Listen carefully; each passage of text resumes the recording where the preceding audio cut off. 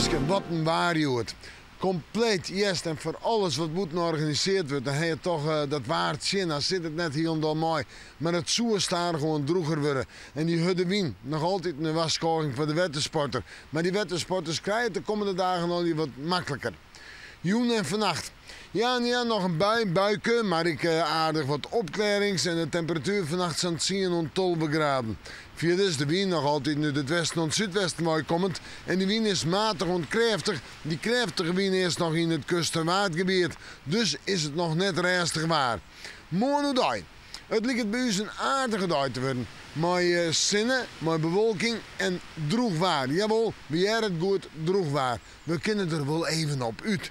En de temperaturen morgen zo tussen de zandje en de 19 graden heen. Nou, dat ken ik nog wel op terug. En de wind die zal minder sterk worden. Matig en vrij krachtig, letter op het dag aannemend uit het westen en zuidwesten waait. Wel, we zorgen vooruit naar een man die met een buiig karakter. Ja, dan gaat het toch wel flink even een buiig. Temperaturen, nou, zandje 18 graden, daar houdt het maar op. Maar het wordt nog koeler op de Tiege, maar bij Tiegen Rijn. En dan kunnen wel eens 10 tot 15 mm vallen. Een temperatuur om bij de 15 of 16 graden. Op Waasje wordt het nog koeler, maar zo'n 15 graden. Dan een buiig waartype. En zo blijven we in die dip zitten.